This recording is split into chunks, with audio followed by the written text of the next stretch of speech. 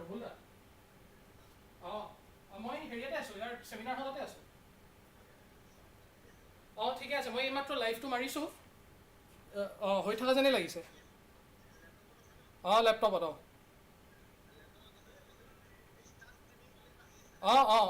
Start ষ্ট্ৰিমিংটো টিপি দিম ন OBS-ত।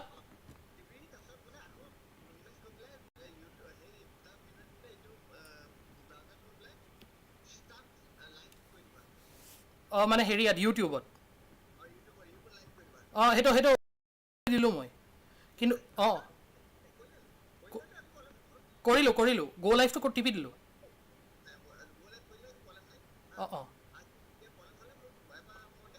ঠিক আছে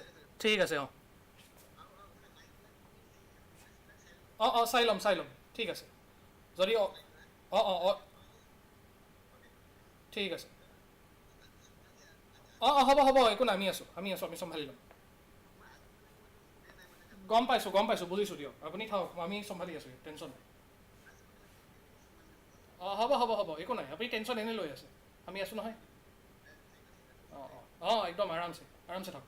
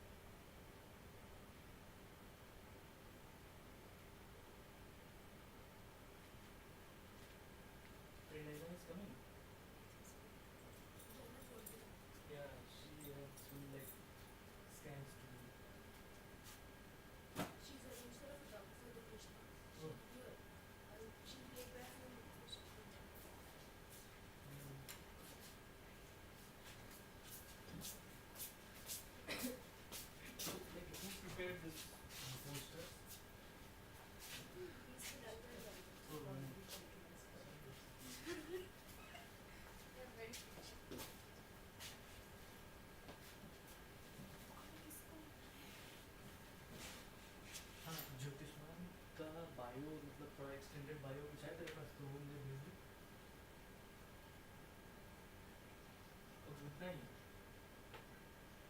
मतलब हाँ जो पोस्टर में जितना है वो वही है. ओके ओके ठीक ठीक. Jyotishman, Mudiar.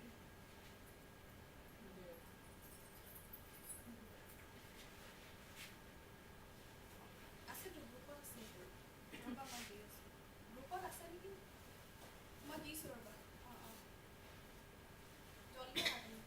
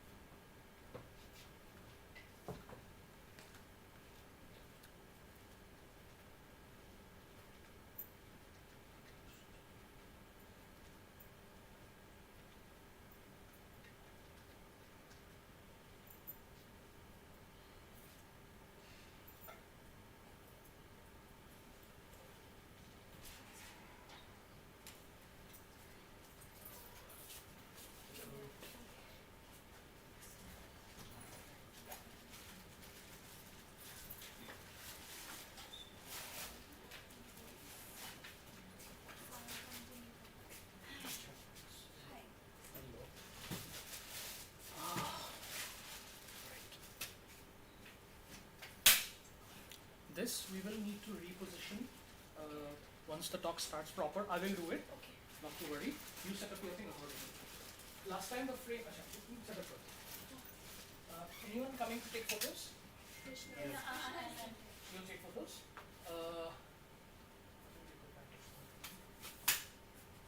Do we need photos of everything? Some photos of audience. So it's best not to, which is why I asked for 3 photographers. It's best not to move around while the talk is happening. So one of the photographers could be positioned here. Right? So you get a side profile photo as well. And this is also a good place for you to. I don't have camera. You have a camera? I don't have a camera. You can use a phone camera. Just make sure the photos are all in HD. Yeah. And don't use flash. Okay. Switch off the flash. We only have 2 photographers today. So you should. Krishna, I'm taking the photo. Don't need it. How good are you guys at photography? Should I have been? Okay.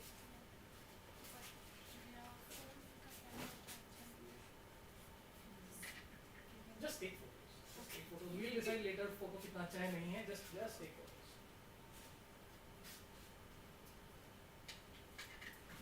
But when you like switch off the flash.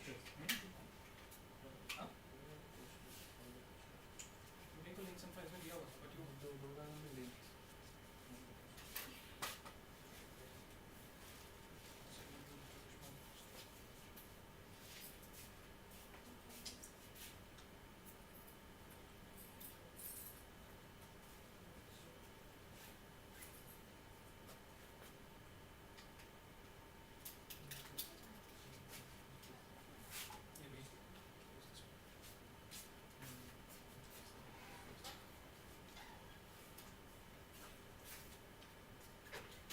just read the bio. I want to read the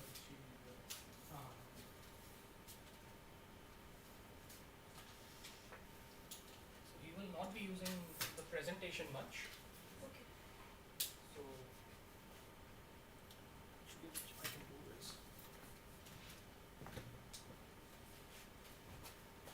Did he gave you like his pen drive or something?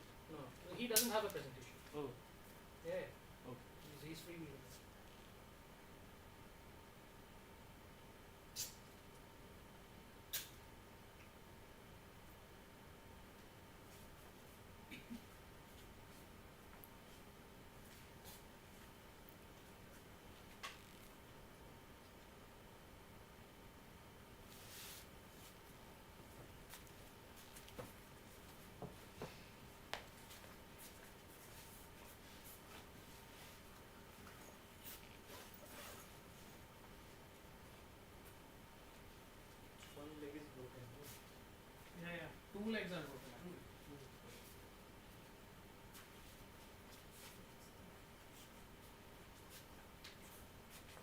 This one I'm not sure if it's broken or not. That one definitely is.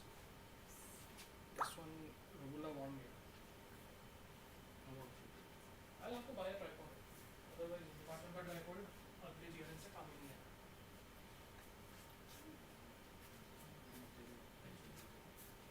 HOD tripod procure करते करते अल्लाह ही छूट जाएगी.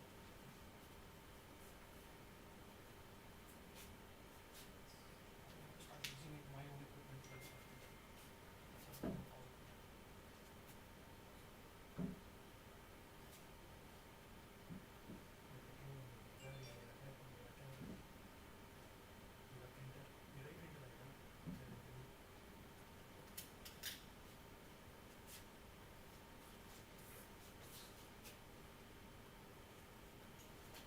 Last stop, was the audio okay? Yes. It was okay, na? That's perfect. Great. Just pan it up. That's not called panning. It's that whatever it's called. Yeah. Now it's okay. And I told him nearly 15 minutes ago. That's the advantage of doing this thing. Otherwise people come for Jyotishman.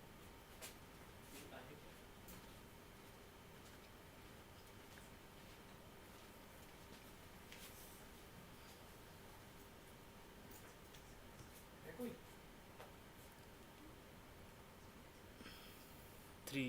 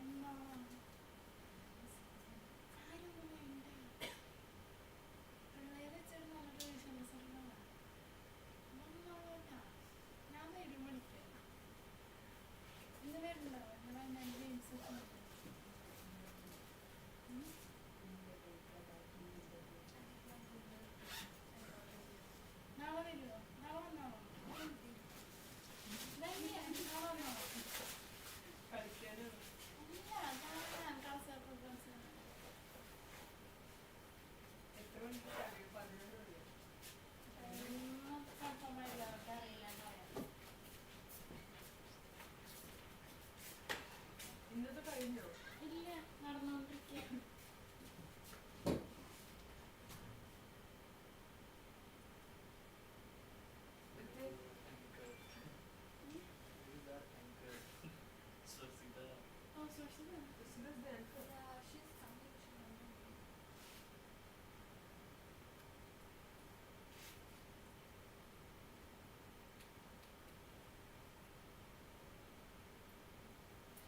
Has it like everyone gone to city or something? Yeah, Jannat is in city. The weather is also like so nice to be in a like dog. Yeah, we are also To be in the dark. Because there's open celebrations. Yeah, pre-open celebration. Oh, yeah. Tomorrow it will be. So we are having some Like games. everything is That's clashed.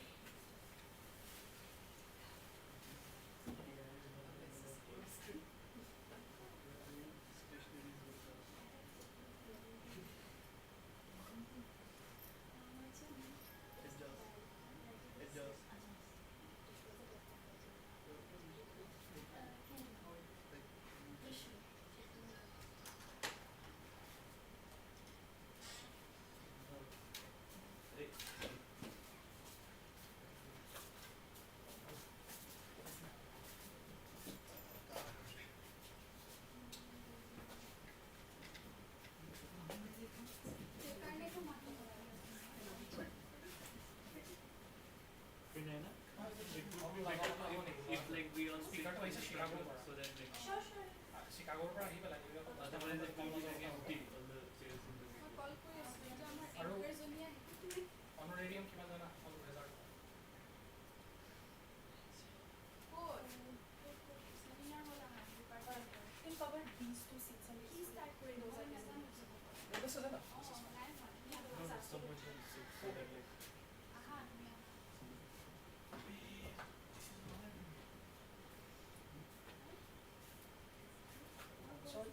once or twice you might get ignored if people are moving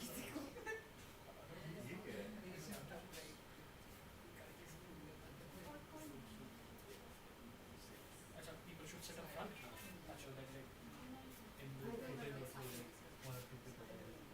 I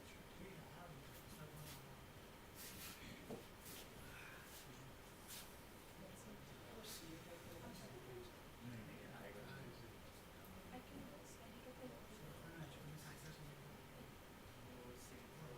you take care of that yeah actually you're the master of it why am I interfering no I can fix it and check that's okay that's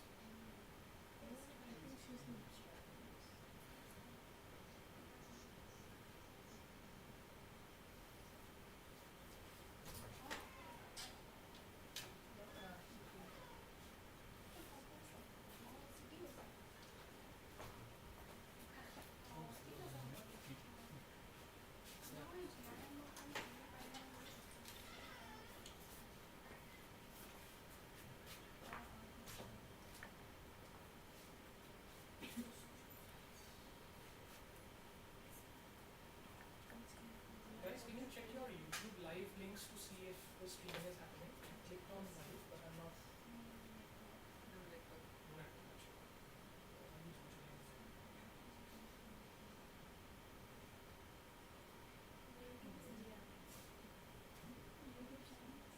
No, it's just says, but you guys don't have the link to the thing. I'll send.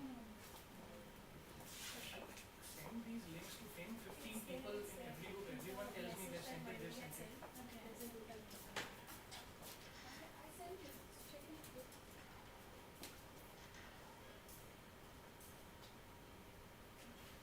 This is why we actually need a unified group of really scholar students everywhere.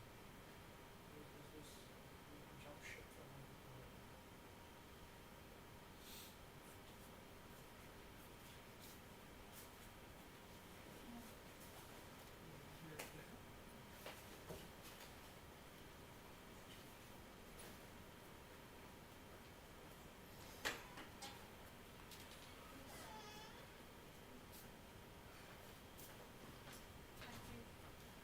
Okay, we have 8 views so far. Those who are viewing this on YouTube live will be starting shortly. There was a short delay because of traffic congestion. Our speaker is getting ready. Please stay tuned.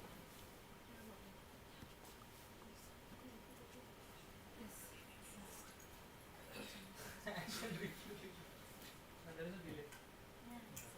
GS software to does because you need another software. The process is delayed.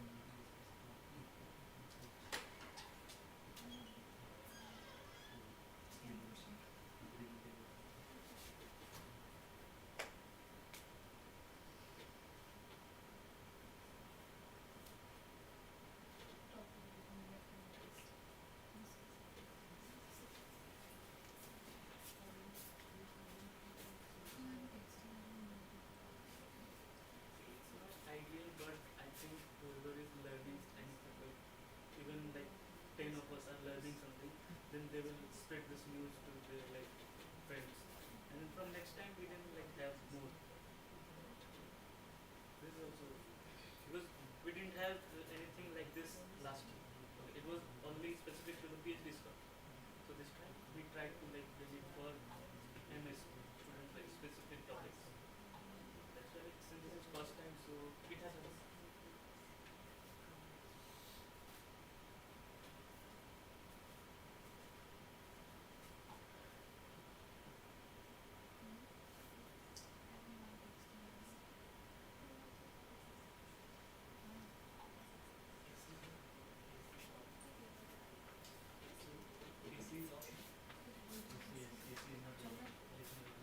City is there. Nice. She's the coaching coaching.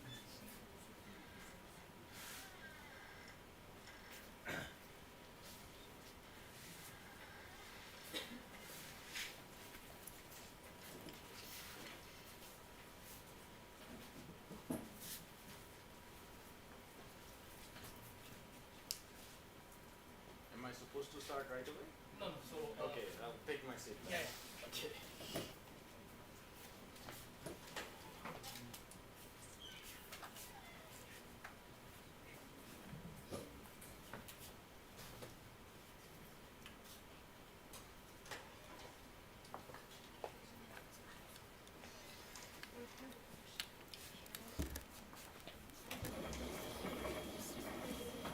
It don't works. Yeah, it works.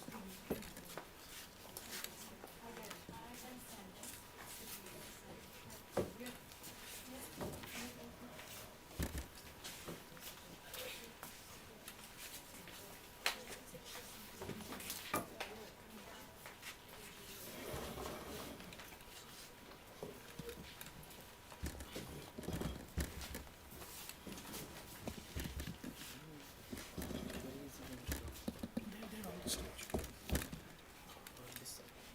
Wherever. No, we'll cover it everything.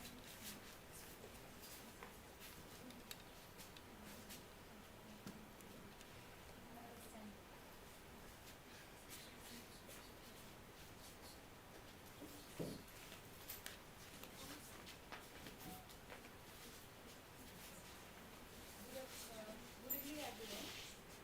I welcome you all to today's talk-cum-interactive session, which focuses on essential strategies for applying for higher studies, particularly PhDs, such as working on master's thesis. Today we have our special guest, Mr. Jyotishman Mudiar, and Jyotishman is currently a PhD research scholar at the University of Chicago.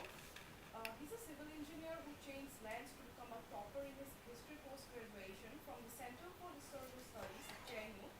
Jyotishman has extensive field research and archival research experience as well as advanced skills in quantitative data analysis and interpretation. His current research interests lie in the economic history of labor, capital, and development states, especially in India, China, and US.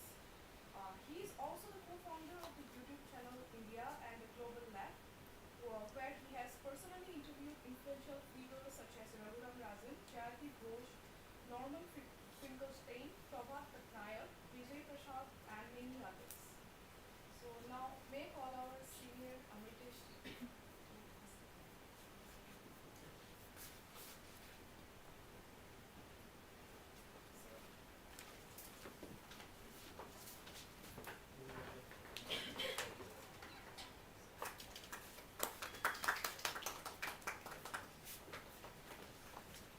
Okay,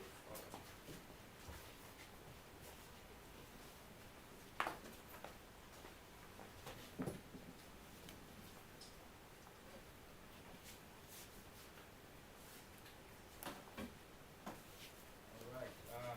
Am I audible? Yes. Okay. So, good afternoon, good evening. My name is Jyotishman, and I wouldn't introduce myself again. Just to say, I'm doing my PhD, and so I'm not in a position to, maybe give you great ideas, but let's see how it goes. I was told that the room might have both masters and PhD students, and so I was thinking, can we have a show of hands who are doing masters? Like how many students? Okay, fair bit. All right. Okay, so what I was planning is I speak a little bit about what could be some of the things that master students can bear in mind while doing their masters, so that it might help them in the PhD job market, and then from there on diverge a little bit and talk about research in general, which I think might interest PhD students and master students both. But I would insist that even our discussion about the job market for master students for PhD would be similar for the PhD students who might be applying for postdoc and associate professors later.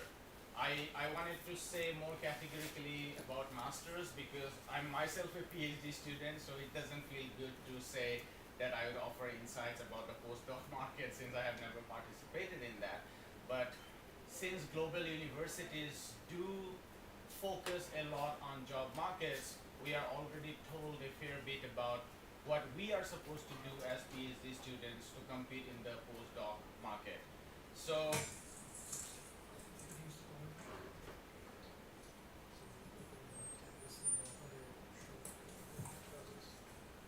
does it work here? Yeah. Okay. And I can. All right.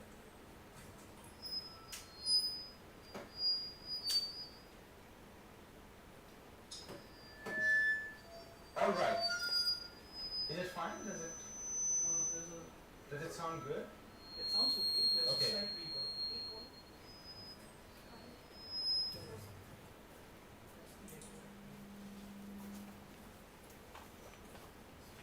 I think it's because the speaker is that way as well. So I think if you stay at the center, it won't work. Okay, I can.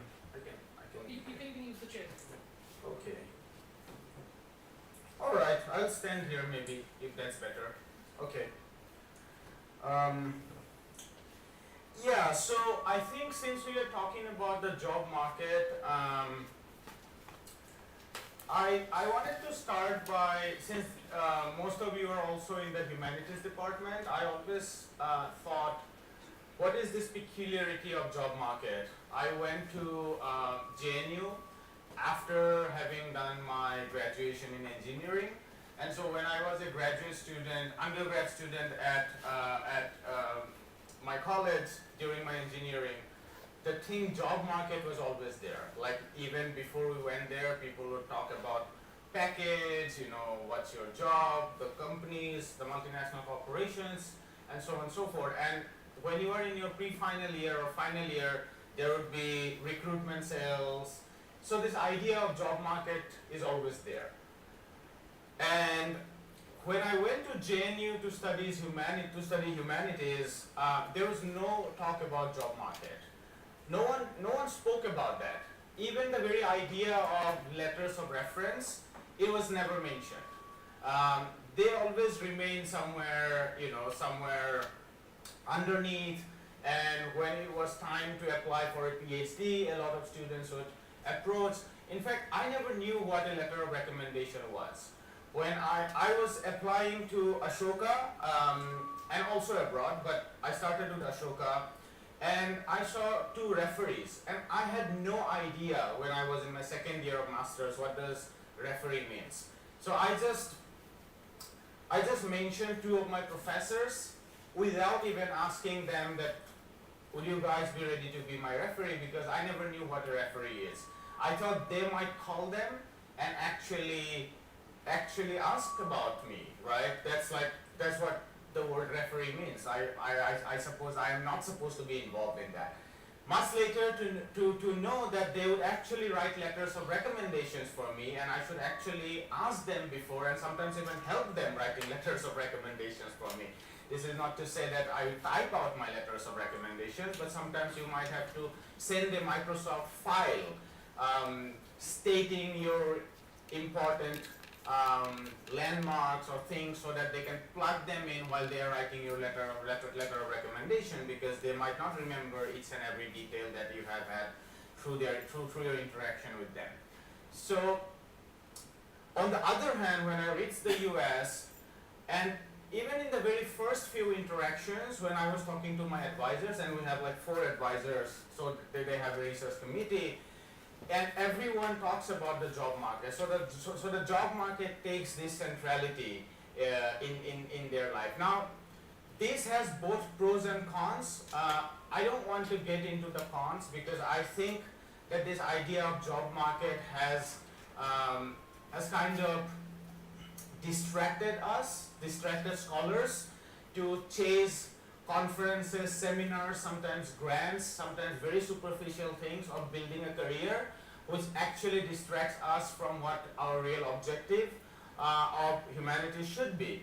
But that said, I think since we are living in a real world, it might be helpful to keep a few things about the job market even before we enter the job market. A lot of my brilliant friends at JNU, at CHS, Center for Historical Studies, they struggled to get into a PhD program, not because they were not brilliant, but because they never thought about the PhD program when they were in their masters. So they never focused on their grades, they never had a writing sample, sometimes it is required, sometimes it is not. They never thought about a research proposal, and most often than not, they never had good connections with their professors, which meant that they did get letters of recommendations unless there were some exceptions where they actually didn't get letters of recommendations, but even those who got letters of recommendations, they got very average letters of recommendations. So I would suggest, especially the master students, but also the PhD students, that in terms of the job market, it is always better to think or plan about your career even before you enter the job market. So specifically for masters, I would insist that try to think about 1 or 2 things, 2 areas with greater interest. Obviously in masters we like to think about everything, even in PhD we like to think about everything, and we should think about everything. I'm not saying we should narrow ourselves in these small little ghettos. Edward Said once said about the Middle East, he was incredibly involved in the Middle Eastern politics, and he was lashing out against these area experts. He said that we have reduced our intellectual world to this area expert. There would be an Egyptian expert, there would be a Palestinian expert, there would be a Lebanese expert, and that has done tremendous disservice to humanities at large. So I'm not suggesting that even during your masters or even PhD we should ghettoize our intellectual ideas in these small little bubbles. But what I'm suggesting is read the literature in a little more depth by picking up 1 or 2 areas. So when I think about my master's days, I was reading more labor history. So I was doing a lot of courseworks, but I was reading more things from labor history. And so eventually I did 2 seminar papers on labor history, and that allowed me to actually pitch my project, pitch my research proposal in labor history, which was a great advantage in the job market, because labor history was an established department. One of my friends, she did police history. She was brilliant. Her research was decent. Seminar paper was decent, but she never got a job. She never got a PhD offer. Because I think no one was interested in police history at the time she was applying, or it was not a standard. It was not a standard theme within history department. So maybe she could have thought about positing police history as labor history, or she could have thought about thinking police history through political history, violence, or whatever. What I'm saying is basically you have to think about something a little more in advance. You have to do your bibliography, and this is true even for PhD. Please welcome. I think the good thing about PhDs is we have comprehensive tests and all these, which kind of structure us to do that. For masters, sometimes we don't have these focus. So my first thing would be try to think about the area where you might like to do your research. Now this is not final, this is provisional.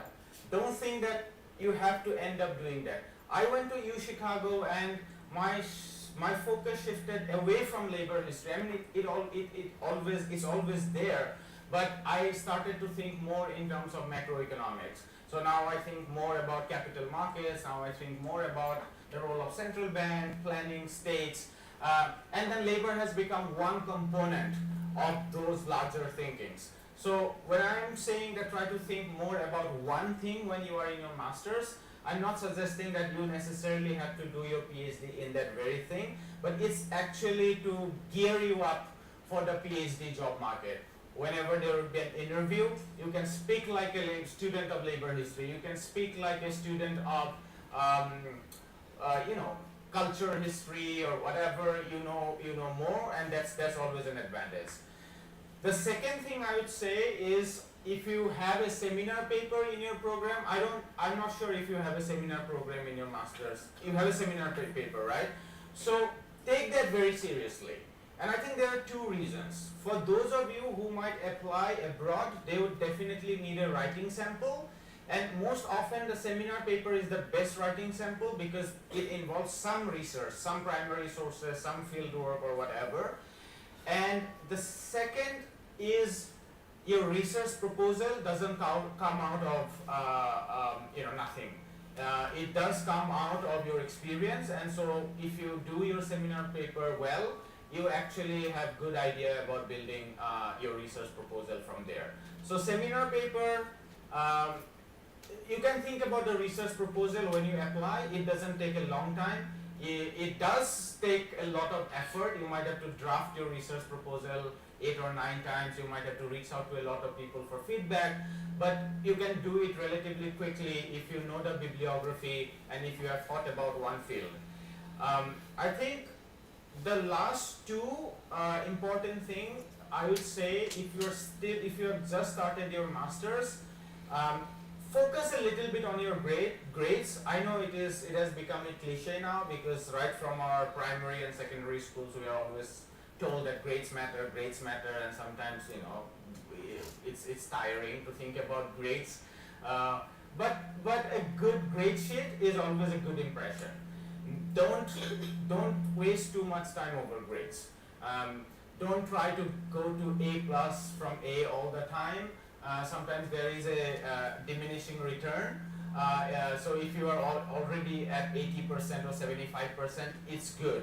You don't have to spend all your time in getting to 85% because there is a diminishing return. The amount of time you have to invest from getting from 80% to 85% would be enormous, and you would end up doing nothing outside it.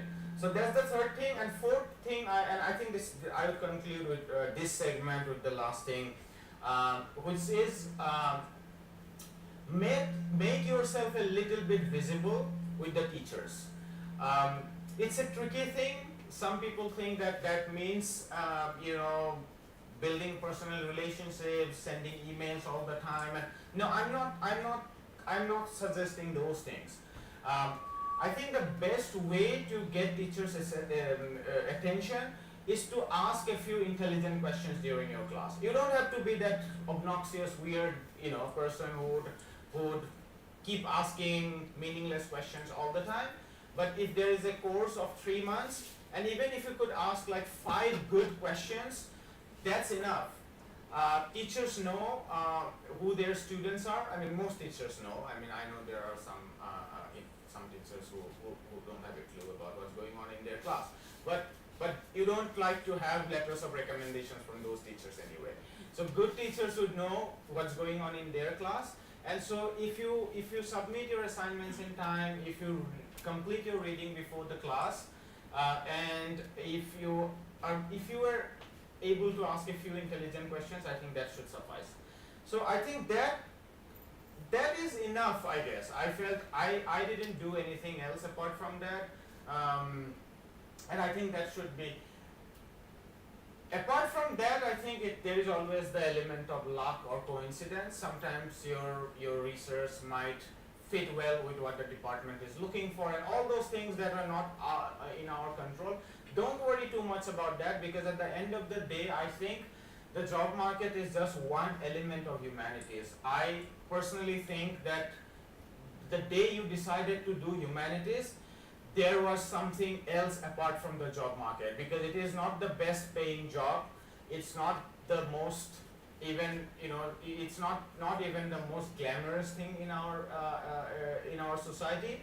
So you would never be paid as bankers or multinational corporations pay you if you are in academia. I'm not talking about the West, I'm talking about Indian academia. So you cannot measure your worth only through the job, or we can do that actually. So humanities have larger trade-offs. I personally think, having come from technology, is that humanities and social science have enabled me to live more immersively in our world. I remember back in 2015, and that was one of the times I felt like I had this knack for humanities. I went through the Hindu news. I was going through the Hindu newspaper. It was 2015, and ISRO had just launched its Mars orbiter mission, and it made headlines. I mean, I think the current government came into power recently, and there was this whole PR campaign and how great we are. We became the first Asian nation to send orbiter in Mars, and so it was a big moment. And there was this usual typical side notes on the newspaper, which said that Safai Karmachari Abhiyan had conducted this recent studies, which said that some 550 people died in the last 5 years getting into the sewer tanks. And I was always raised as civil engineers, as a civil engineer. I remember the first class I did at NIT Rourkela was when they showed us how great the city of Dubai was, and how great of an engineering and architectural marvel the city of Dubai was. And that was the moment I was thinking, like, if we could use the slingshot theory, because we didn't have a very powerful rocket to actually send the rockets to the Mars directly, so we had to use the Earth's gravitational field to convert that gravitational energy into the kinetic energy that would be needed to reach Mars. And I was thinking, damn, we don't really have technology to stop people from getting into sewers. Like, think about this. I mean, we can tolerate our own shit, and even then we send like 550 people to death, and that's just death, right? We are not even counting tremendous decline of life expectancy. We are not even counting, what does inhaling all those methane and nitric oxides mean for your health and your family, let alone not being just human beings at the basic level. And so I think the day one decides to do humanities, one should stop thinking the value and measure of humanities only through the salary or stipends that we get. We get something in trade-offs, and that is being able to live in the world in a more immersive way. It makes us more philosophical. The idea of justice, when I read Amartya Sen's idea of justice, I read about the flute problem. I don't know if any one of you, are you aware of the flute problem? Okay, so very quickly, there are three kids and one flute, and we are supposed to decide who deserves that flute. And the first kid claims that I am the best player of the flute, so I should get the flute because that will make the best utility of the flute. That was a very utilitarian argument. The second said that I can never afford a flute, and that's the more egalitarian argument. So that he or she claimed that I should get the flute because others can afford it and I can, and that would lead to the most efficient redistribution of resources. And the third claim that this flute is made out of the bamboo from my father's garden. And so this belongs to me by the very logic of property. That was the more libertarian line of argument. And Sen left that puzzle quite open for us, saying that the idea of justice is not like 2 + 2 is 4. And that's where politics enters into the game. And the more I think about the economy, the more I think about the methods that work and should work, how resources should be created, distributed, redistributed. I tend to think that these are essentially very, very philosophical questions. So even when I do economics and economic historians, I still feel that I think like a philosopher. And it's not like cramming up numericals or even the Kuznets curves or even unemployment curves, graphs, and so on. So my last point in this segment is that since we are doing humanities, we should resist the temptation of measuring everything by what it is measured in, which is the money basically. But we also have to survive, and today I focus on the segment of survival. As a graduate student, getting a PhD offer, getting a job, getting some research grant, eventually an assistant professor, is all about survival. And so I would like to conclude it here and maybe like open up right now, take up the questions and then move to the other segment, and we can have a similar segment there and then have a Q&A.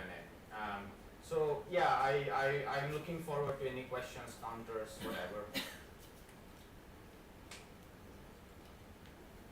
If at all, like I'm not trying to be that professor of yours. Like, you have to ask questions. If you didn't, you were not listening to what I said.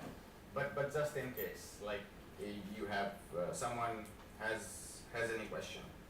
So can you tell more about the labor history that you were talking about? Okay, sure.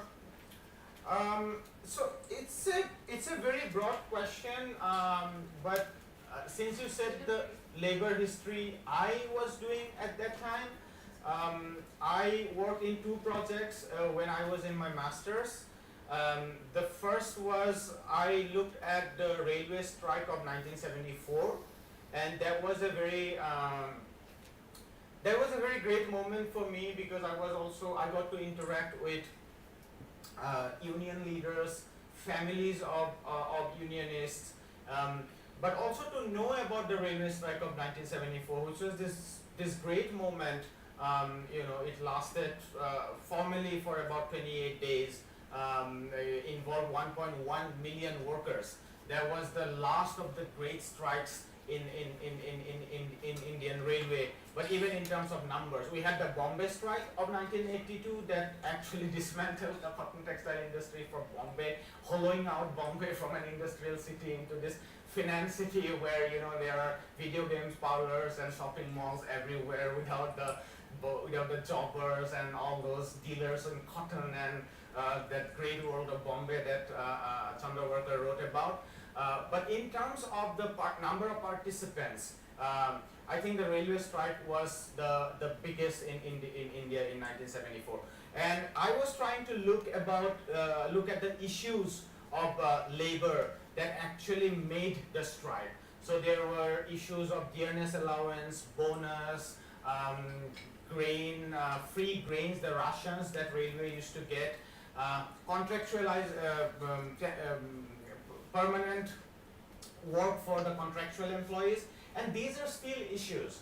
And so the 1974 railway strike allowed me to actually immerse in the world of labor. I started to think more about those BSNL workers who had to sit for months and years and no one cared about them before completely dismantling BSNL, while consumers were getting free data and free phone. This was obviously before everything had to be marketized once we got the oligarchy and oligopoly in terms of in market terms. So that was one. The second project I did was on the Mirror conspiracy trial.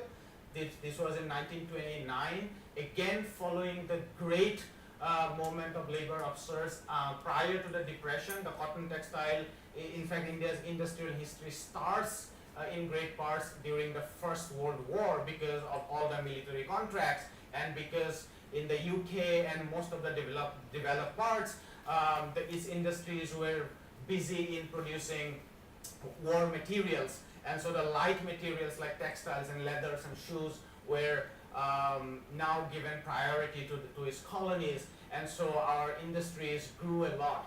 And yet in 4 years after 1921, the industry went almost bankrupt. Many businesses went bankrupt, its inventories rose, market went into a depression, and these depressions are sustained throughout the 1920s.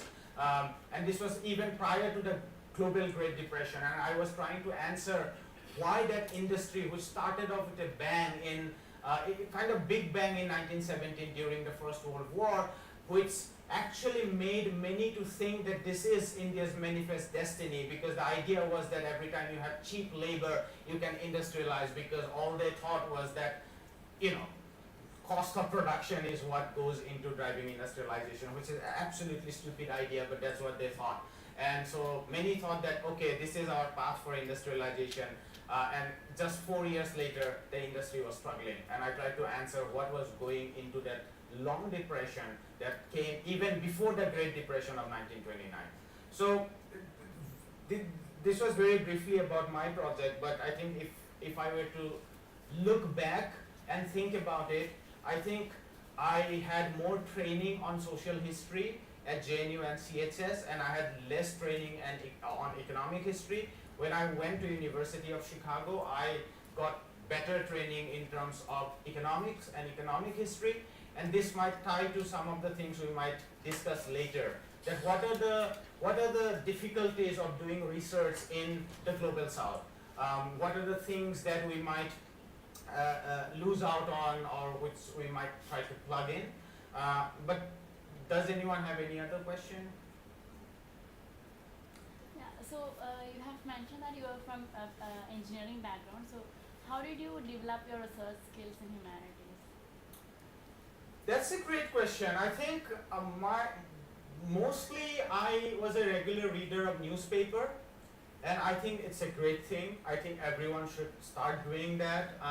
It's the most, if there is one thing that I would, if I was an investor and trying to think about risk and return, I would put a lot of my money in newspaper if I am an intellectual investor, because I think newspaper allows you all kinds of skills. This is apart from making you political and philosophical, it helps. I started with the Hindu, thinking that this Hindu is this objective, left of center, progressive newspapers, and today when I look at the Hindu, I read headlines that say Hezbollah terrorists were attacked by Israeli state, and when you read the article, you find that it was followed after the Israeli state bombarded those pagers and whatnot. The missiles that Hezbollah fired that the Hindu was reporting on, they never mentioned that it was in the Sifa farm, which Israel has occupied for many years. This is not to bring politics here, but what I was suggesting is that when I read the Hindu religiously for my first 2 years, I never knew what are the biases that go into writing. Eventually, within research, we are taught a lot about, what's your bias, what's the positionality, what's the loopholes in methods, and so on and so forth. Those things were not difficult for me to understand. I think I'm not suggesting that I didn't learn anything in the humanities department, but what I'm suggesting is that by reading newspaper, I had begun to sort of understand how is reporting done, how bias enters into our idea, how headlines are managed, and so on and so forth. So I think that's one thing that helped me a lot. And in terms of my economics, I think my background in science and technology helped me, because I never found that finding 10% of 355 is 35.5 is very difficult, or even for that matter 15% would be just adding 17.5 in 35.5. 0.5, which won't be a very big math. But I found that a lot of people in humanities wouldn't do that because our high school schooling is absolute bullshit, both in terms of literature, social science, and science. And so I think I studied science and tech, and I think that made me believe that the ideas, the Financial Times that talks about markets are not rocket science. You can always understand that. I also believe that to do economic history, you don't have to know these high second order differential equations, because I know how to solve second order differential equations. I never solved them doing economics. Okay, I mean, if you do microeconomics or econometrics, some of you might end up solving second order differential equations. But for 99.9% of economists, you would never need a differential to solve a differential equation.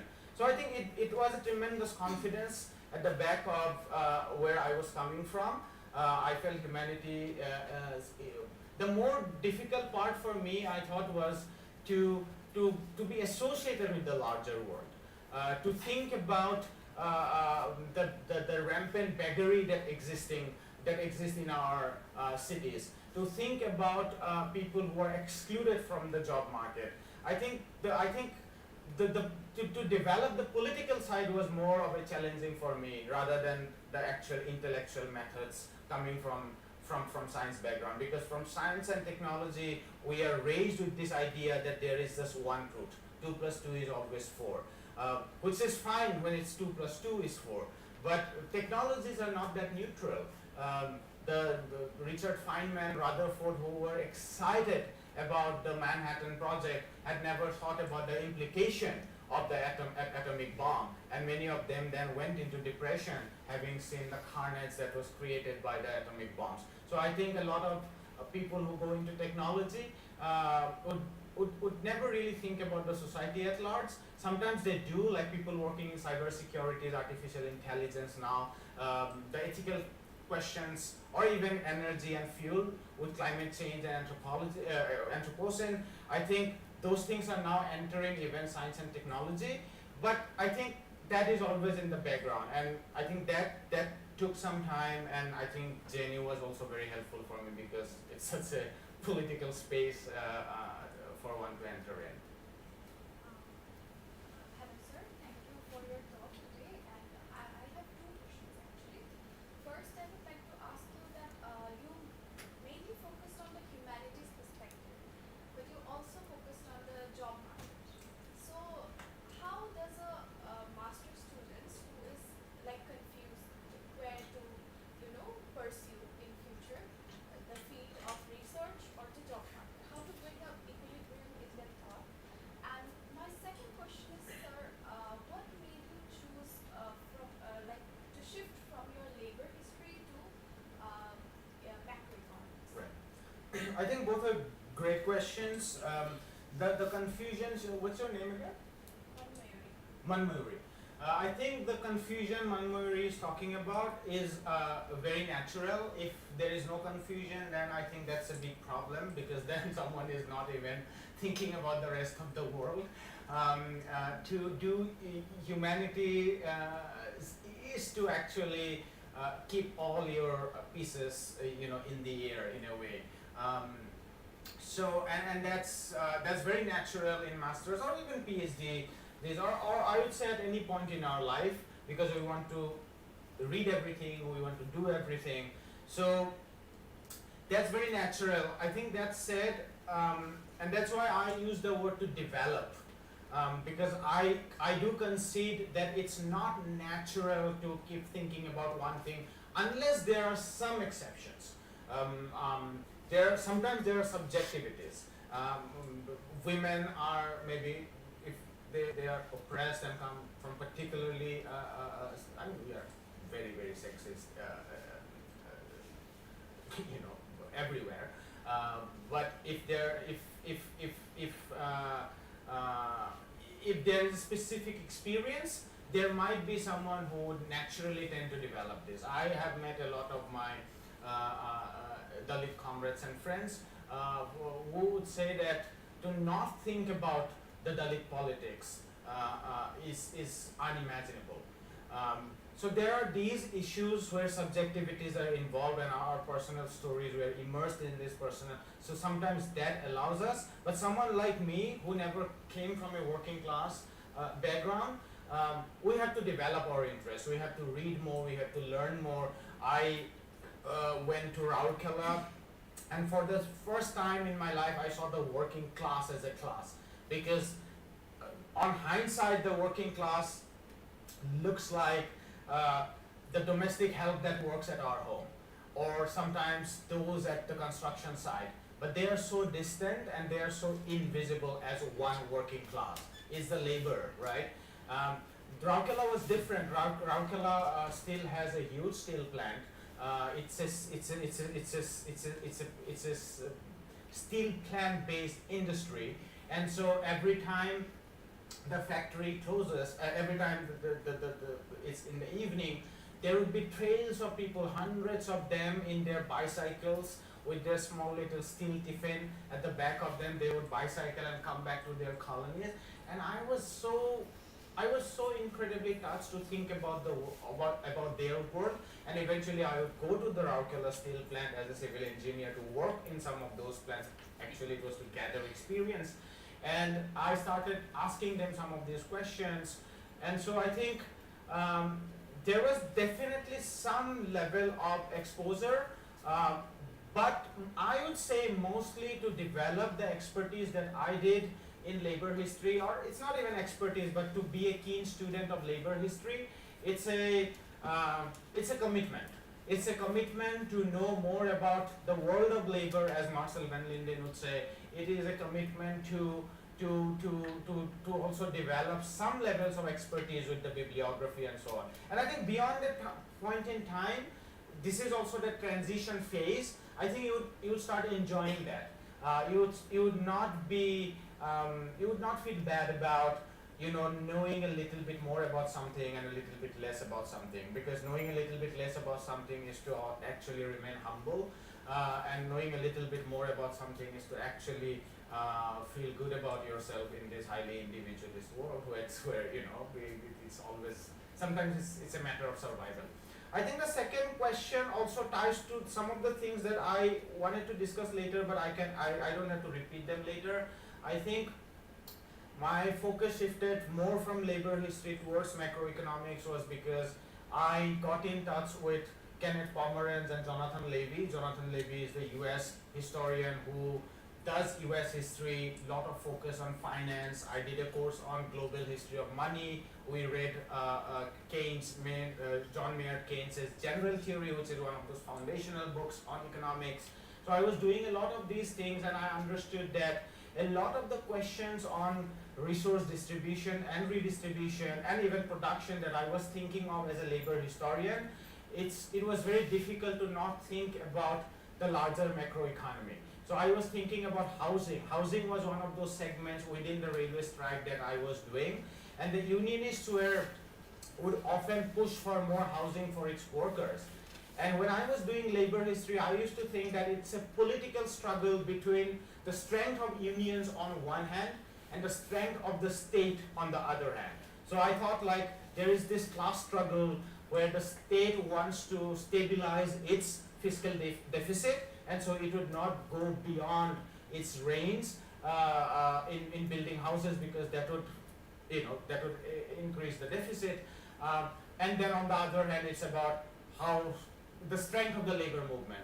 But then when I was reading more about finance, or I was reading more about the financial markets, I was also thinking about the rate of returns. The state often invites private capital to build houses, and whether the private capital will come and invest in those colonies in building houses will depend on what's the rate of return on that investment.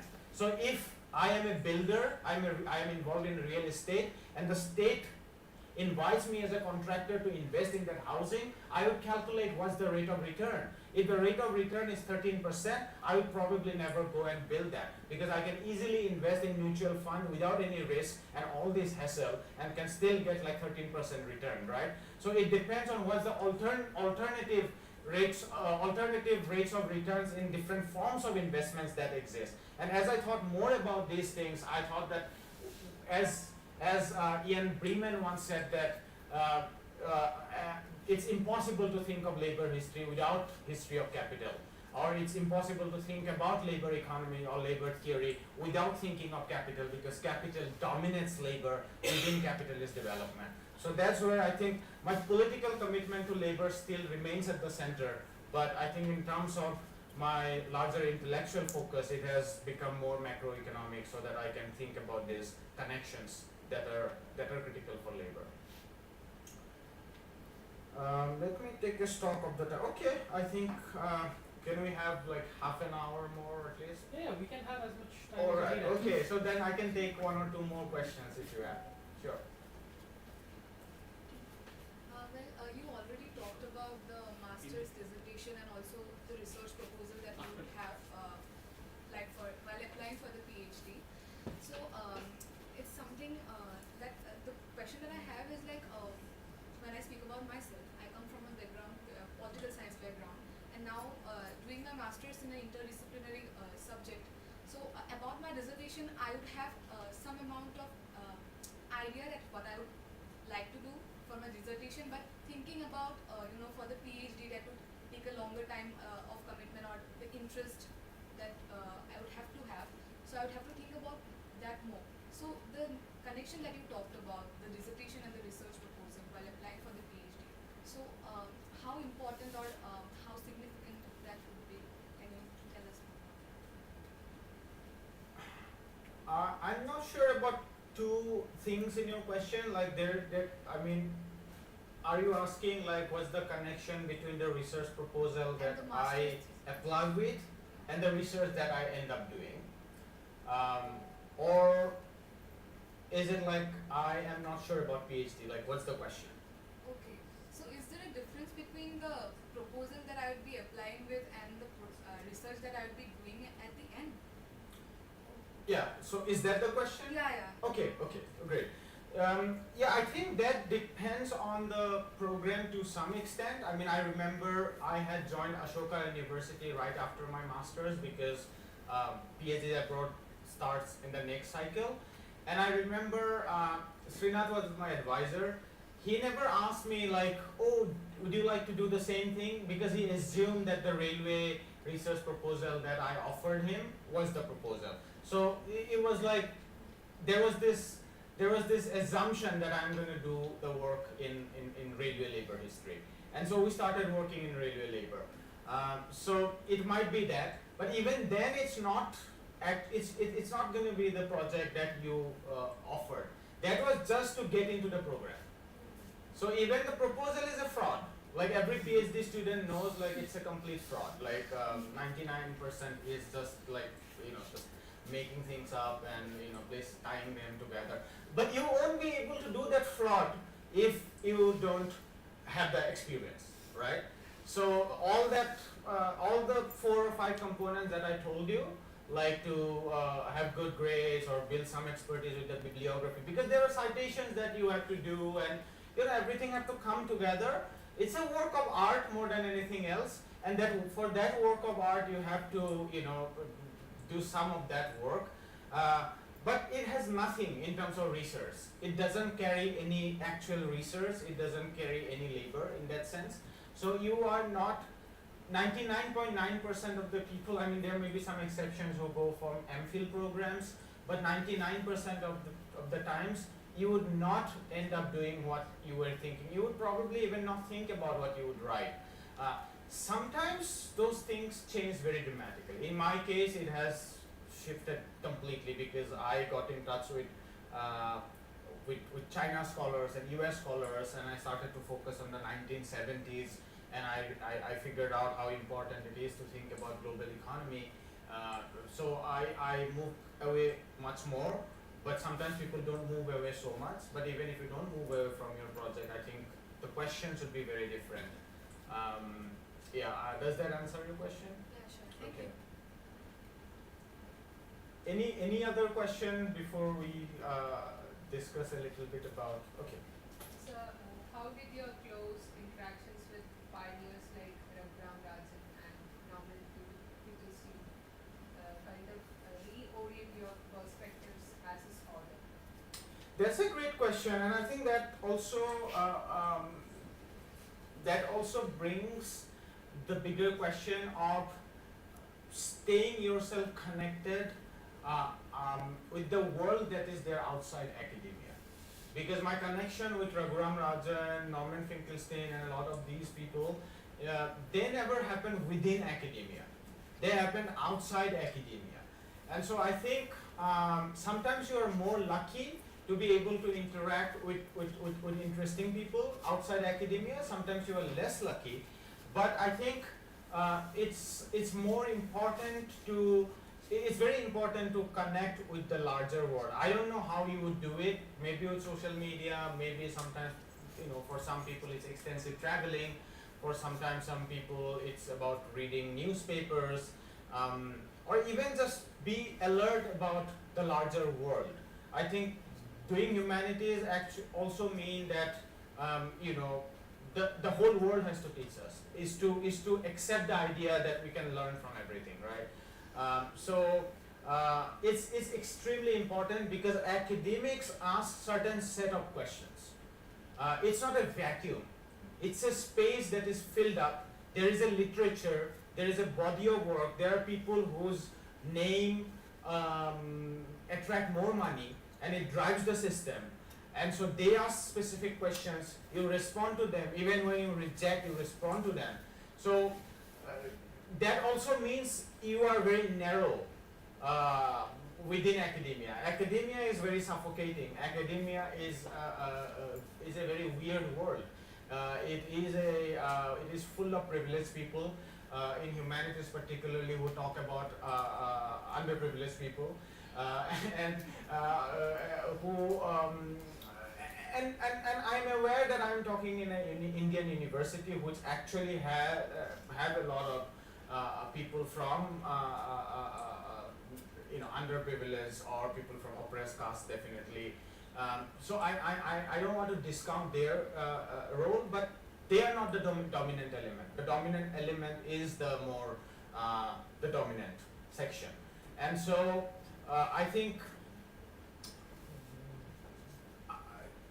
I remember this interaction. The first time I exchanged email with Norman Finkelstein, he said that I went to India in 1970s and I stayed in a Lodi hotel and I couldn't sleep for 2 days because of the poverty that I saw outside Delhi. And I had never been to outside India. I have never been in China. I have never been in the UK or the US. And so I could never imagine why he wouldn't sleep.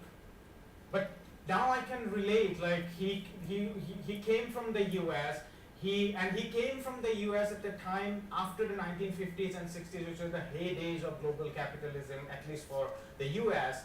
And they associated cities with opportunities, with cleanliness, with good housing, with jobs and everything. And then he lands there and he saw beggary all around.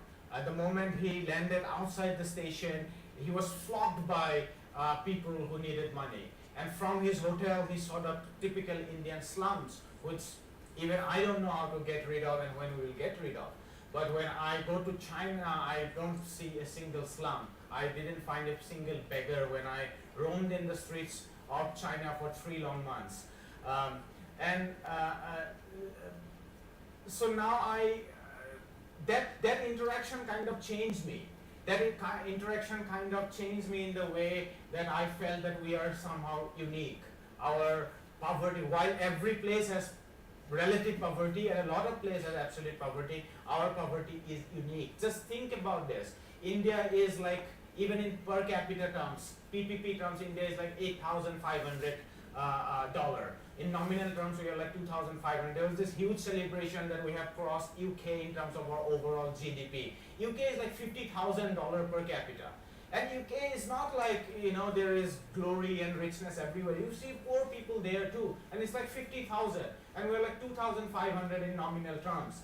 And Assam, which is a poor country actually, 118,000 rupees is its annual per capita income, which is below the national average of India. The national average of India is at the rock bottom. And Assam is below it. and it's 118,000 rupees. And do you know any guess about Bihar? One of the most populous states, 57,000 rupees.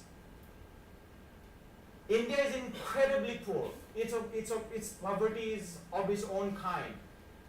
And Assam is below that with 180, and Bihar is like 57,000.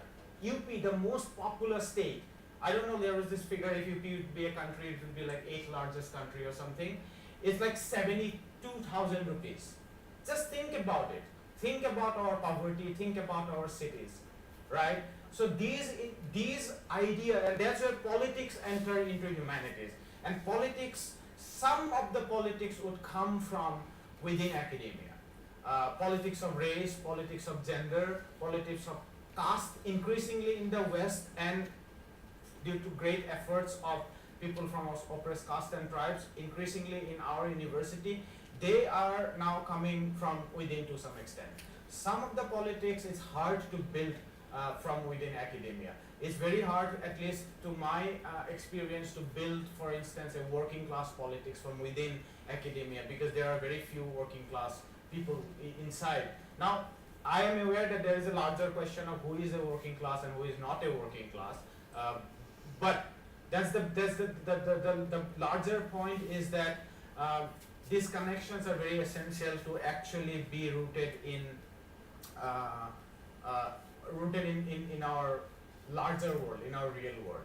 And I think this is a good segue into the second segment that I was thinking about thinking to talk about, which is about what does it, and I think it is more to ask you guys than actually me sharing my insight. I have been thinking about what does it even mean to, let's say, study capitalism, which I do, from South Asia. Obviously, a lot of my focus goes into China and US, but I also think about South Asia. But recently I traveled from China through Thailand into India. And what I saw was that Chinese streets were like this great infrastructure, more polished than Western streets, cleanliness everywhere. And when I entered, no beggar, no slum at all. When I entered Thailand, they have some beggars. Their streets got a little bit smaller. It's a little bit less polished. It's a little bit more dusty. Chinese cities were incredibly dust-free. And then I ended up in Gurgaon, where it's incredibly slum-ridden.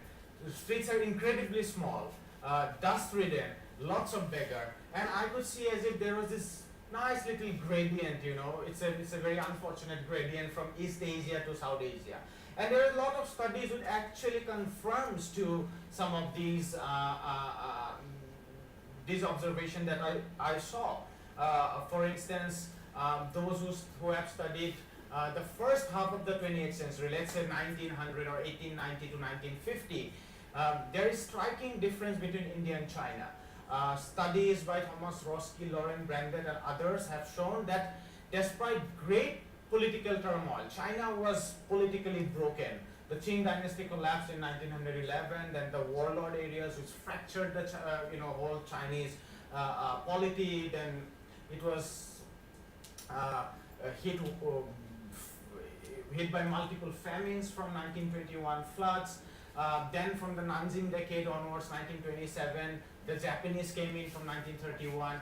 1937 to 1945, China lost one of the biggest population during the Second World War. I think it is second after Russia. Millions of people died, and then during the Civil War with the KMT.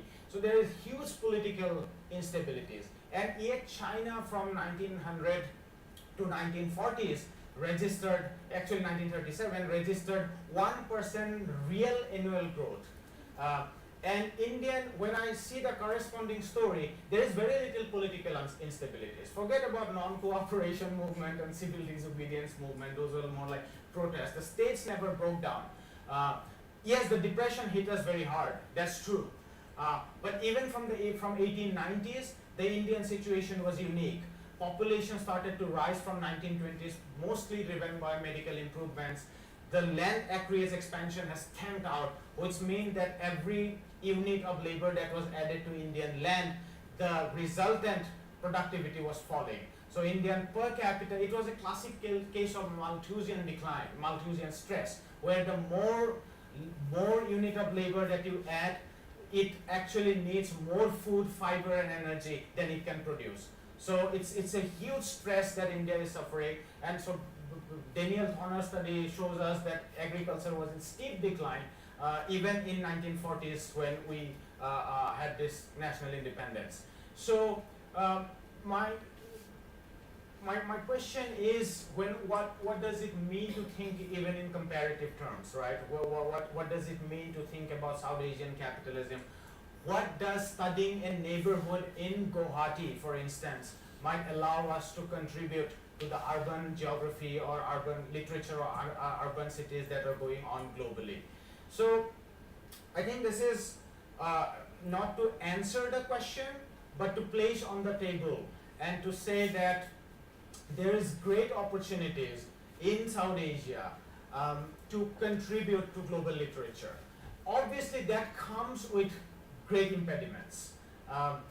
Even take a different parameter, indebtedness.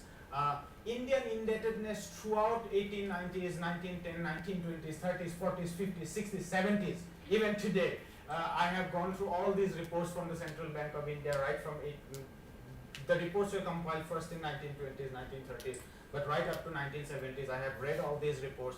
India's level of indebtedness, in the rural in particular, is not comparable, let's say, to China. China had rotating society, credit cooperative, even before 1940s.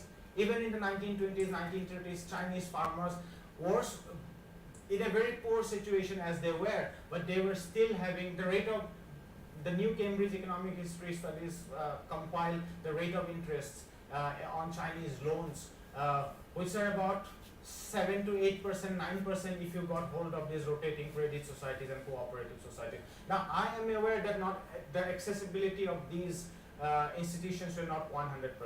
So there were Chinese peasants who were completely immiserized.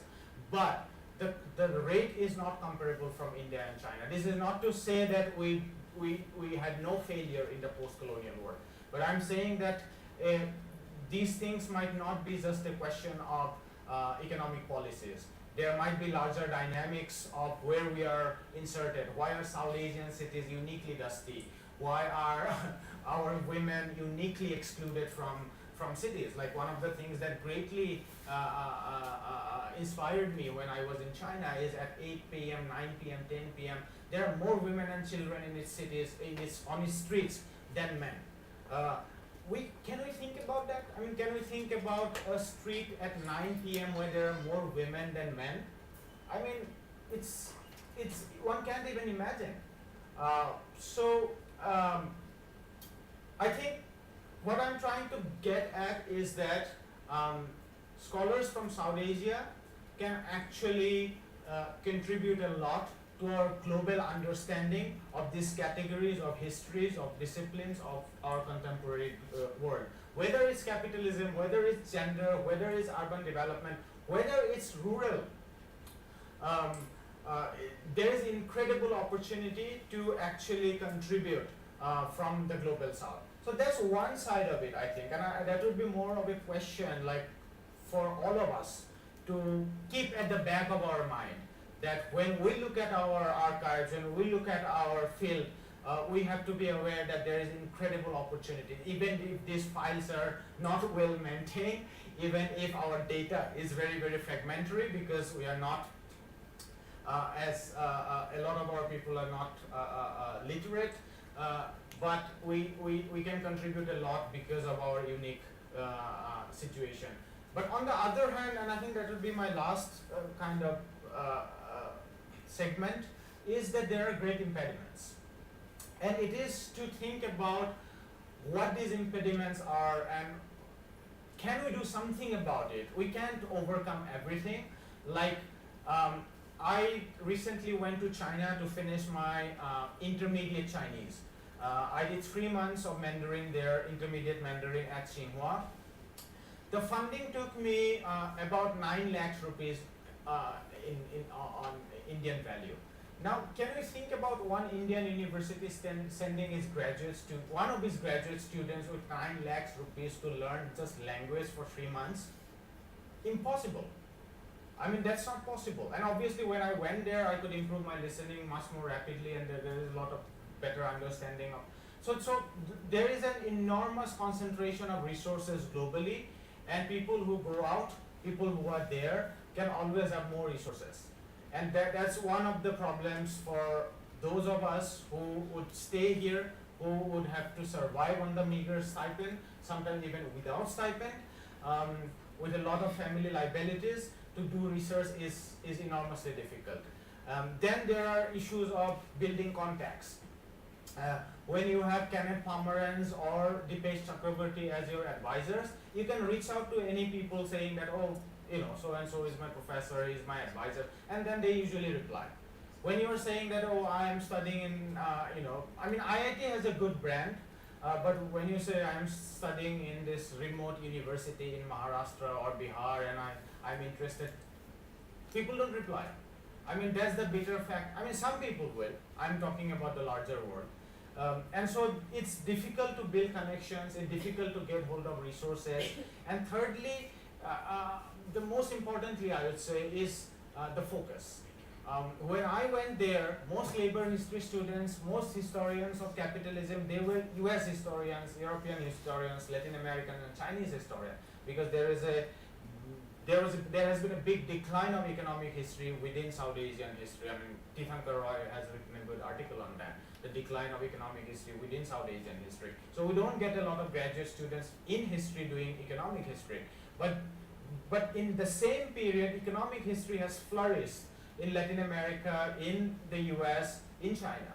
And so I got to meet a lot of students who were thinking about these issues, and they became my those areas became my talking points. And so I'm aware what Kate, for instance, one of my colleagues, she is studying Mexican railway labor. What she is doing, she is bringing, I mean, she is at the cutting edge of railway labor history. And I am often, just merely through interaction with her, I understand a lot about the labor workforce. And if I were to look at Indian railway labor, I can get a lot of insights from her. So I think that these are some of the difficulties of doing research in an Indian university. I remember one of my professors said someone went to JNU with a proposal saying, I would do a history of French Revolution. And the professor said, we can do that. We don't know French, we don't have an archive, we don't have money to send you to France. And so there is no scope of doing French Revolution, right? So you can do French Revolution. So that's one segment of it.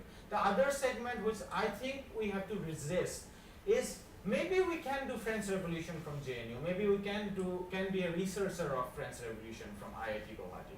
But maybe we can study French Revolution. Maybe we can study the journals that are coming out. And that is very, very important. It's the same as saying we might not be able to go to the US and follow some of its street politics from the streets. But we can at least read the New York Times. We can sometimes read Jacobin. We can read Democracy Now, right? And those things are important because a lot of things have now become global, whether it's global capitalism, whether it's the stock market, whether it's climate change, whether it's cybersecurity, whether it's web, internet, software, everything has become global. And if we are to think about this very provincialized, localized terms, I think we might lose out a lot, and others may also lose out a lot from you not being engaged, not having engaged with them. Like if Alpasha's book on the Adivasis at Taku village in Jharkhand, if she had no way to engage with people in the US and UK or any other part for that matter, the whole world would lose out a lot on a very substantive critique of liberal democracy, quote unquote liberal democracy, because the book shows how vacuous liberal democracy is, how exclusionary liberal democracy is. So we might go to political science department and learn about all the greatness of liberal democracy, and sometimes as UPSC students would do advantages and disadvantages, we might read some of those disadvantages. We'd never develop a substantive critique if we don't read, for instance, a book like the one wrote, not just Alpasha, but there are many great critiques of liberal democracy, not because they set out to do critique of liberal democracy, but because they looked at the real world, and what the real world showed them is that this liberal democracy doesn't work for them. So essentially, to sum up, I am saying two things at one time. I am saying that people in the global south has researchers, let me say researcher in the global south has a big opportunity because of the uniqueness, because it's a laboratory, right? For humanities and social science, they work on data, and so we have a lot of unique field data, whether it's through our archive, whether it's through anthropological studies. We have the data, so we can use them, and we can actually rethink of global capital. We have to rethink. Like, thinking about the period of finance capitalism, and think about not thinking through from the global south lens. I mean, whether it's instabilities of current account, whether it's instability of sovereign debt crisis, Sri Lanka, Pakistan, countries after Lebanon, Argentina, countries after countries are facing sovereign debt crisis, which means that the state has become bankrupt, not because they have paid too much to its labor, but because international capital has come in search of great interest return, and whenever there is a rise of interest in the global north, they go back, because these are short-term money that come in search of great return, and whenever there is a better opportunity, they move out, creating a huge deficit in balance of payment, creating huge instabilities, right? We can think about these crises. That has enormous impact on how our pension schemes would be. That has enormous impact on how many layoffs in our public institutions would be. That has enormous impact on what wages our pay commissions would offer us. So what is happening in Wall Street, what the Federal Reserve in the US does with his interest rate, have an enormous impact with someone living down next door at Nalbari, for instance, because he or she works in a public state institution which is going to cut back on its spending because the state is in a crisis, right? So I spoke more in terms of economy because that's where I am more informed, but whatever your interest is, I think it is essential at this moment to consider the global order and think about each of our project on global terms. That is not to say that each of us has to do US history, US studies, US development economics or Chinese. It has to be, it should be, it will be most likely an Indian story, but we can place them in the global context. On the other hand, as I said, there would be huge institutional barriers to go to conferences. From UChicago is very easy because of the CV, because of resources and everything. To go to a conference from IIT Guwahati is more difficult because you have less travel grants. To talk to someone through an email or to get a reply is more difficult, but we have to try. We have to try, and we don't have to care a lot. I think yes, academia runs on a business-like model, and it has to turn out journals every single month. Sometimes it has to turn useless journals, because that's what keeps academic conferences and seminars and everything rolling, and that's how people bring on more money into universities. We don't have to care for all these things. Sometimes we might, if we unionize and organize and bargain for more labor rights, all those things are fine. But at least at an intellectual level, I think we would gain more from studying the globe. We would gain more from tracking news. So track the news, interact, do more. At UChicago, we are looking for more the graduate students groups. I know more about the economic history group because that's what I coordinate. We try to look for more collaborations. We have done one with Ashoka University graduate student interaction. We are planning out more. So build this context, and I think we can keep a global story in our mind. But rest of it, I think it's open to you guys. You can share your own insights, what you think are impediments, and what you think you guys can contribute to our global understanding. So yeah, that was just one intellectual side I planned for this talk, and thanks for listening.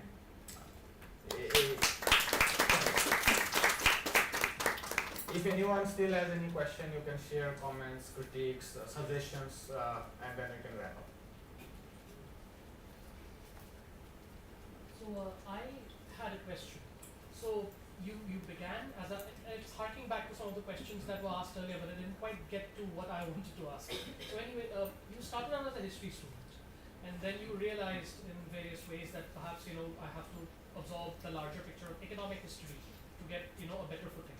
But the question is, in a similar scenario, a student would have several questions popping up in their head. For example, if I'm studying economic history, I need to know economic theory. If I need to know economic theory, again, going back to the question of skill, mathematical skill and whatnot. Now, of course, one can acquire those skills over time. But when applying for a PhD or, submitting a research proposal, one has to make a case for, number one, why they would be able to acquire those skills. Number two, the proposal has to be made to a certain kind of person who's ready to or willing to take on a student who does not have those skills quite yet. And I don't know competitively where the situation is trickier at U Chicago or at IIT Guwahati, but the more students I interact with, they are typically facing this dilemma in that they realize that they have an interest area, but they are typically facing two problems. One is the skill deficit that is either real or perceived. Second is they don't quite have an idea of what sort of professor, what sort of person would be willing to take them on. How did you navigate those difficulties, and in your interactions with your fellow PhD peers, how did they do it? Yeah, this is a great question, and I think if I can just separate out like at least two segments of this question. One is what do we do after we get in, and one is what do we do before we get in. And I think the second question, which is what do we do before we get in, when we write the research proposal, I think there one has to be slightly technical. I would think at least it's not a good idea to write in your statement of purpose that, oh, I lack this skill set, but I am very interested in that. You better not mention it. So I think while writing a research proposal, it's a good idea not to mention your weakness. You just offer what you have to offer, and that also means that you don't have to have all the skills to write a good research proposal. If I was sure at that point in time that I would do economic history and not labor history, I would have developed more skills during my first year, despite not having economic historians in my modern history course. So I did like economic history with Najab Haider, Rajat Datta, who were medieval economic historians. So it's not that I didn't get any training, but of course I had no training about the stock market. I had no training about private equity funds.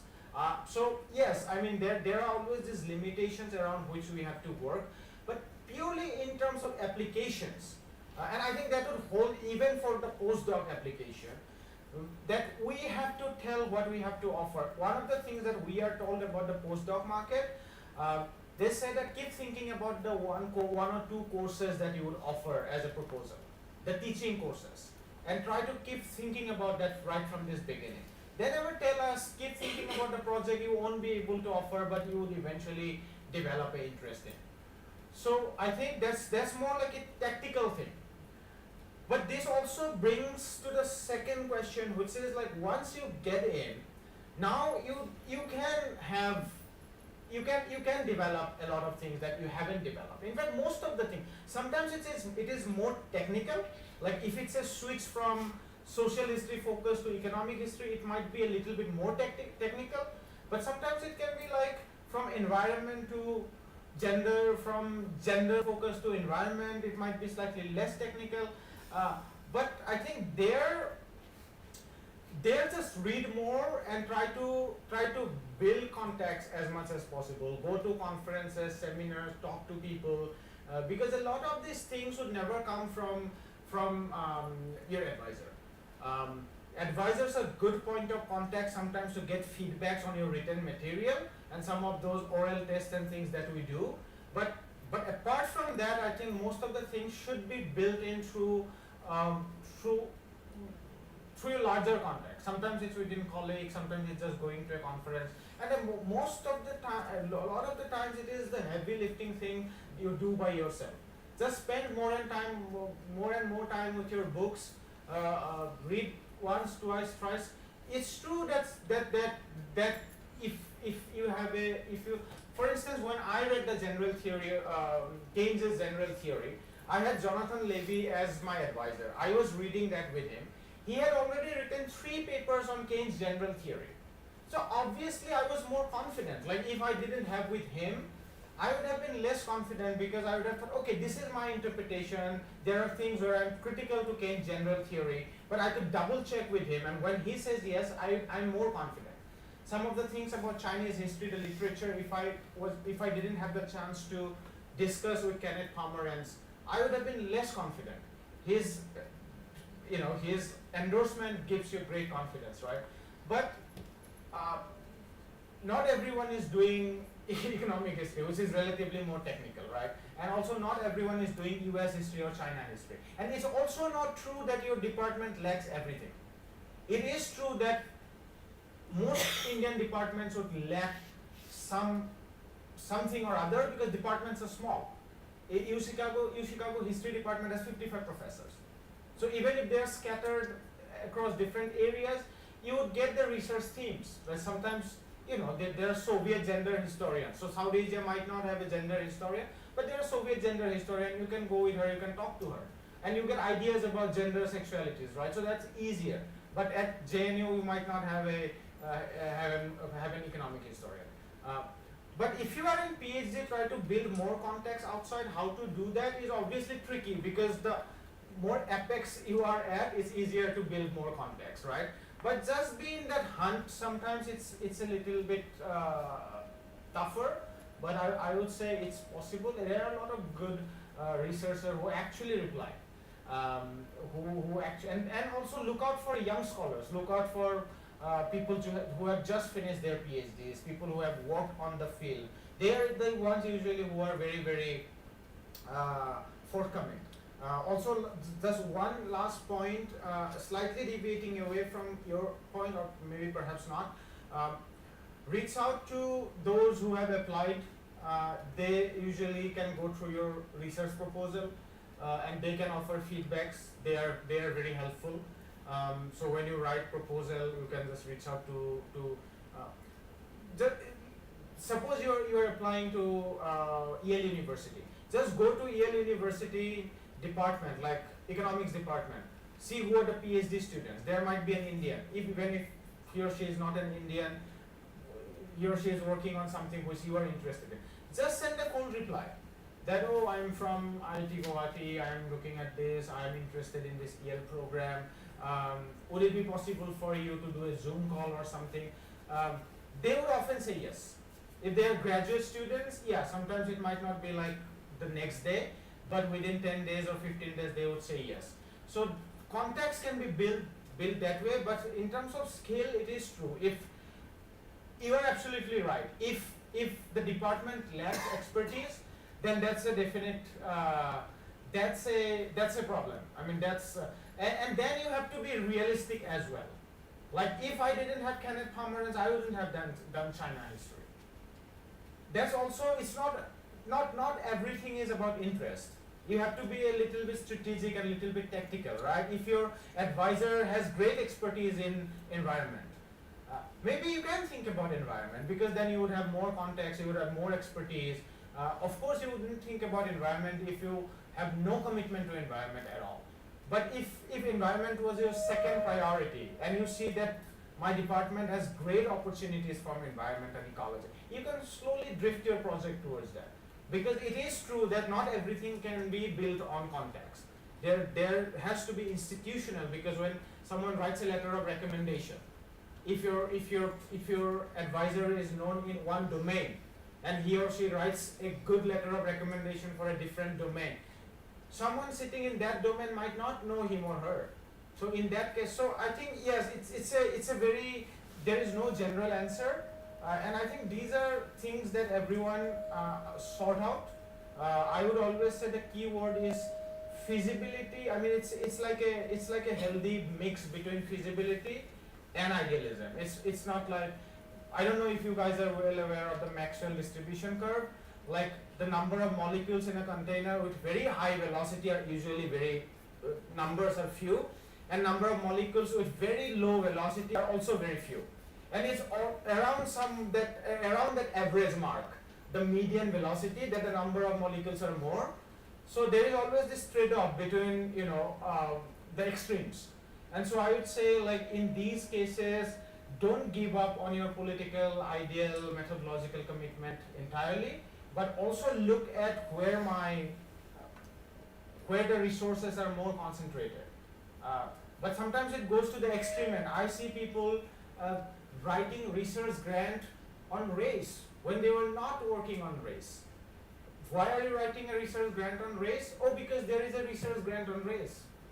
And now you are saying that I'm trying to tweak my research a little bit, across race so that I can get hold of that grant. Don't chase that unless you are absolutely in dire situation. I'm talking about PhD students now. So it's always that balance, but it's good to flag the idea that for certain skills you have to have some institutional support to build that skill. It's not like, oh, I would just read newspapers and have all the skill. I would develop some peer contact. Yeah, that's true. You need some expertise. Sometimes tell your advisors. They might place you in touch with someone if he or she. Radhika used to do that. Radhika Singh used to place me in touch with actual labor historian. And when you are committed to that, when he or she sees improvement, you tell them that, okay, this is one field where I need some external support, and they are always in a position to help you place in touch. So I think these can be some of the ways. All right, then, any final departure, comment, or question? If not, we can wrap up. Sir, Yeah. I had a very basic question. Okay. Like as you were telling, like you were traveling from China to Thailand to Goa, Right. so you saw the declining scenario and the poverty. So, sir, according to you, what is the main cause and main core cause of this declining scenario? So, according to you, so what do you do? That's what I'm trying to think of through my PhD. It's very, very hard to answer that question. I mean, people have done that, but I have not found a satisfactory answer. Why is East Asia so qualitatively different from South Asia? I think a lot of this enormous divergence between East Asia and South Asia has been after Reform and Opening, which is in 1978. I think the divergence between East Asia and South Asia was there even historically. In the 60s and the 70s, there were huge divergence in human capital.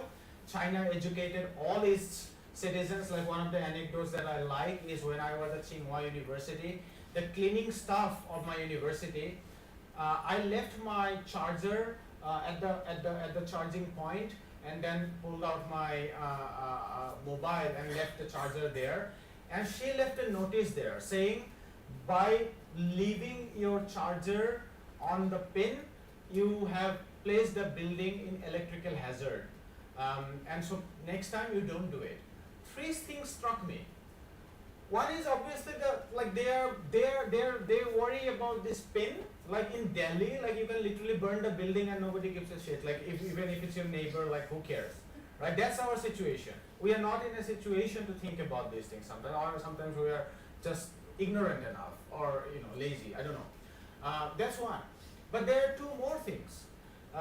The cleaning staff, she must be at least 50. Think about one cleaning staff of 50-year-old who can write in India.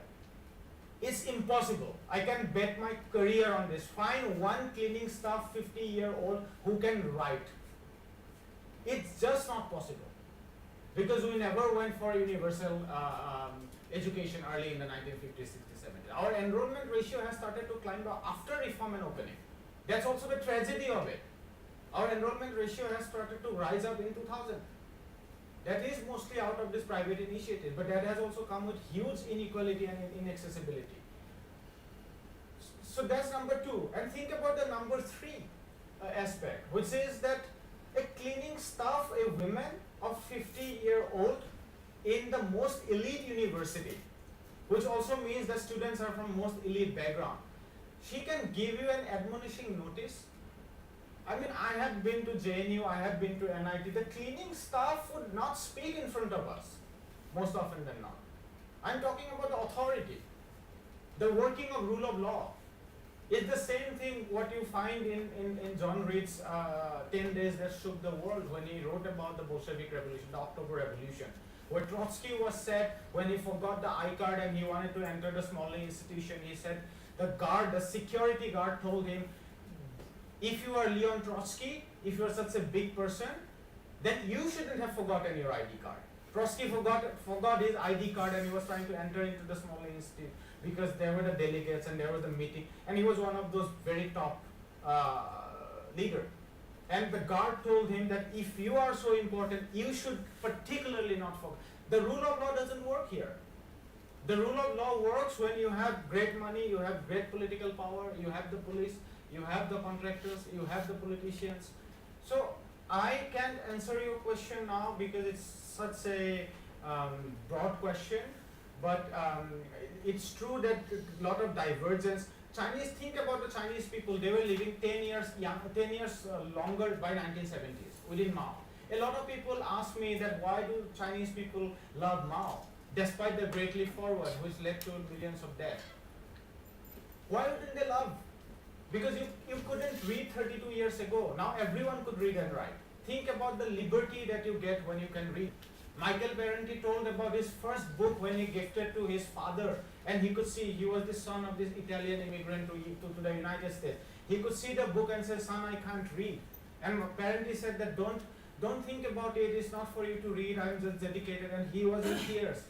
He was in tears because he knew how incarcerating, how much of a curse it is to be not able to read in a society that is literate.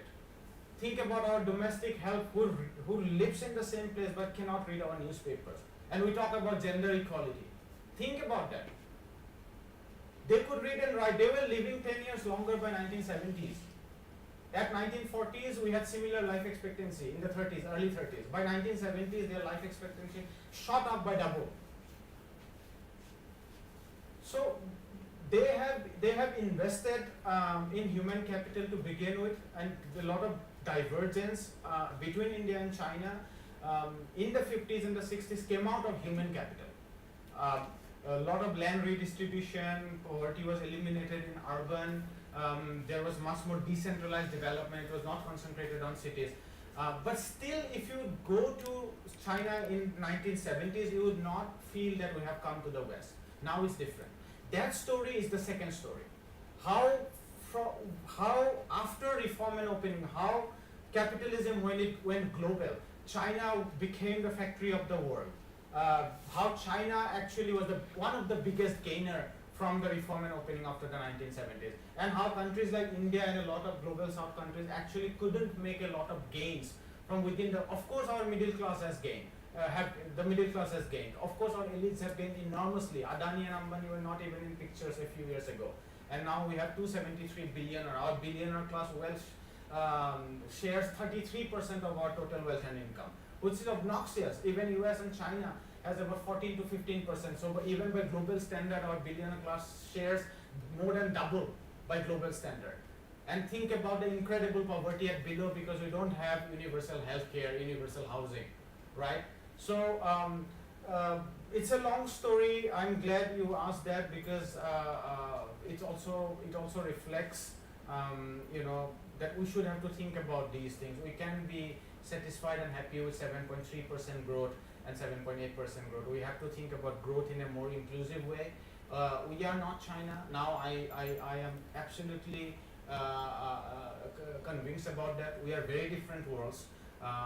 We are incredibly behind in developmental terms. I'm not making any cultural point, don't misunderstand me. I'm not saying we may be culturally backward as well, by the way, but I'm not a cultural scholar, so I don't make that comment. But yeah, in terms of economic and developmental terms, they have gained enormously during reform and opening. India and a lot of other global south countries couldn't make that gain, and that has led to this great divergence that today when you walk in the streets of China, you feel like their infrastructure is better than the West. Chicago's subway system is broken. New York, the best subway system in the US, would pale in comparison by even any subway system, not even to think about the high-speed railway. I traveled from Nanjing to Guangzhou 700 kilometers in about 2.3 hours. So they have done incredible progress. All the lies that we are told about authoritarianism and so on are just lies. This is not to say that they don't have problems, but we have to think about our own problems. And I think that's the task of people like you in humanities students, and maybe you guys can answer some of these micro studies. That was my intention when I said what's the place of local in that global. We don't know that answer. Why did FDI coming to China led to enormous infrastructure building in China, and why hasn't that happened in us? Maybe some local story, maybe some neighborhood study, maybe one factory study, maybe one village study can actually shed light on these larger, bigger stories that a lot of people are thinking. Thank you so much. Any other question? All right. Thank you so much for listening, and it was such a pleasure to have your attention. Thanks.